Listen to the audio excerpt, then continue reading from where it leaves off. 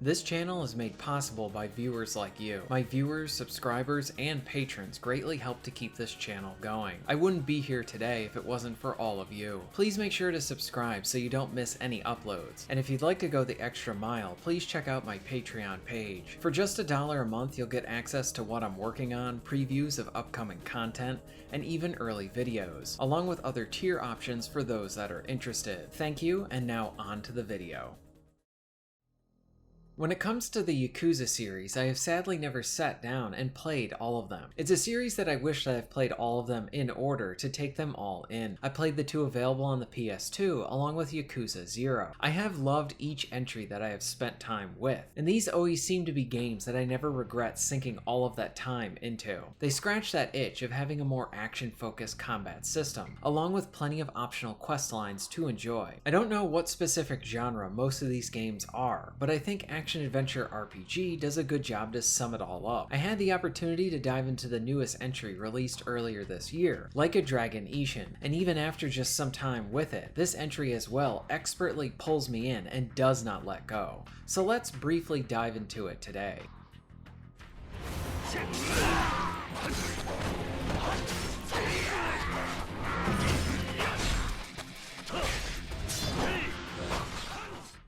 Like a Dragon delivers an excellent opening chapter. You get an effective hook from both the story, its characters, and especially the gameplay. It provides a moderately paced introduction that consistently keeps the player engaged and always wanting to continue playing. Story-wise, you are seeing familiar faces, but in a new setting and under different names. As someone who has only played a few of the other titles before, I am getting what I would expect here, while also being impressed by how it is all delivered. And as I understand it, this is a title that is remade in a new engine of a PS3 release that was never made available in America. I think you could play the original version through importing it, but now with this remake, anyone can easily jump in. It's special, and it's an absolute blast.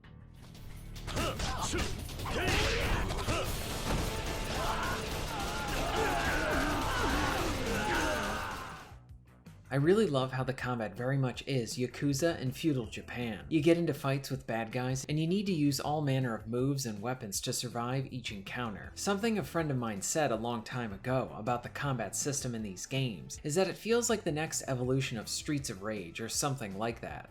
Because while Yakuza very much can feel like a beat 'em up, along with this title there is a bunch of nuances and little touches that really enhances the combat as well. So with Ishin, you essentially have 4 different stances that you can use.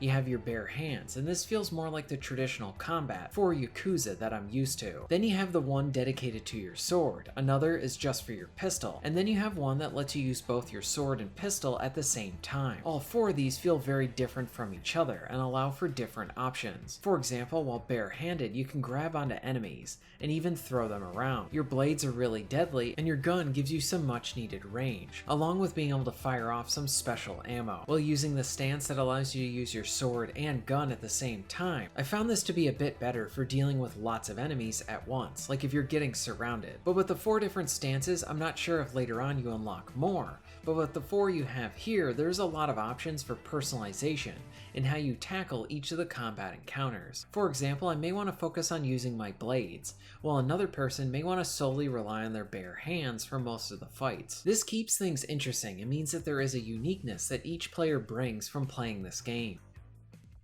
Something else that I like is how using the different stances plays into your progression. The more you use a class, the more you will level that up and earn more skill points for it.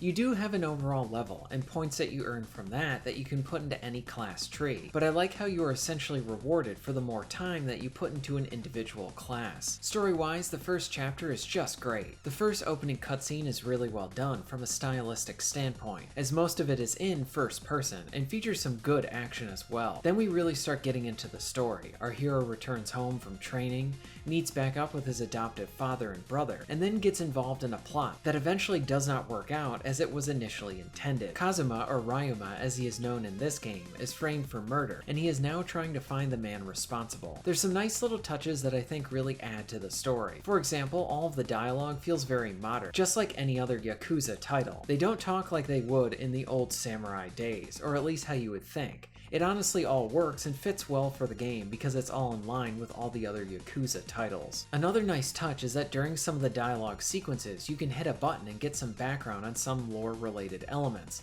that the characters are talking about. It means you can brush up on stuff so you have a better understanding, and it doesn't really interrupt the scene too much. And lastly, there is a chapter recap as well. As someone who sometimes takes a long time to beat a game, this is a really nice feature to have built in. So the first chapter is moderately paced as a story is being set up, along with teaching you how some of the combat works, and then finishes really strong with an explosion of action with your escape, and it's just great. My first entry with Yakuza was the first one on the PS2, and oddly enough, this one was all dubbed in English. Some of the voice acting was a bit silly, but I honestly don't mind that stuff, and for me it can really add to the charm and especially entertainment value. There were some big names attached to it as well, like Mark Hamill voicing Majima. I wasn't aware of anything else, and honestly I found it to be a criminally underrated game for its time, because it seemed like this stellar title went under the radar over in America. Thankfully we still saw the series release new entries, but those games were not dubbed. Yakuza 2 came out and all those familiar voices were not there, and honestly I didn't care. I fell off from the series for a while until Yakuza 0 came out. I love each of the titles that I have played from this developer, and this developer honestly always delivers. So much so, when this team decides to do something else or even apply their Yakuza formula to another property, it ends up being a big win as well. For example, Fist of the North Star on the PS4 is easily one of the best exclusives that system has. With no familiarity with the anime or prior games, I went into it completely blind. I walked away loving it, and the video I made on that game was me just gushing about how awesome it was. And the same can be said when they tried to make a third-person shooter, and it was easily one of my favorites with Binary Domain. My point with all of this is that I have not played all of their games, and honestly need to fill in the gaps for some Yakuza titles that I haven't played. These developers are special and have many great games and consistently deliver, and with that they have earned a level of trust with me that I know when I pick up one of these titles I'm going to have a great time with it. And I don't even need to worry about a lot of the crap you see inserted into much of our entertainment that makes it feel like we're being preached at rather than just being entertained. So while a lot of their titles require you to read with no options for a dub, do not let this put you off jumping into one of these titles. Much of the gaming community has been asking for more samurai games or feudal Japan type games, and Ishin is just that. It's Yakuza in a samurai setting with familiar faces playing different characters, and at least so far for me, it's absolutely awesome. As far as how it starts, like I said before, it effectively pulls you in and does not let go. And something that is a huge element that makes these games great are the subplots and side missions. The main stories are awesome for sure, but the side missions are equally as good, and in some cases hilarious as well. I look forward to encountering them here too. If you start this game up, you better be prepared to not want to play anything else. This is a title I would like to continue to cover on my channel, so let me know if you'd like to see me make more videos on this and cover other titles by the same developer. Well, it seems like everyone who plays this game likes it. It does seem like being released very early this year has caused this entry to go a bit under the radar. If you have played it, let me know what you think about it or other Yakuza titles that you have enjoyed. Let me know all of this in the comments down below. If you're interested in being notified of new videos, please hit the subscribe button and bell. And if you would like to support the channel and get early access to content, please check out my Patreon. All of the links will be at the end of this video and within the description. And thank you very much for watching.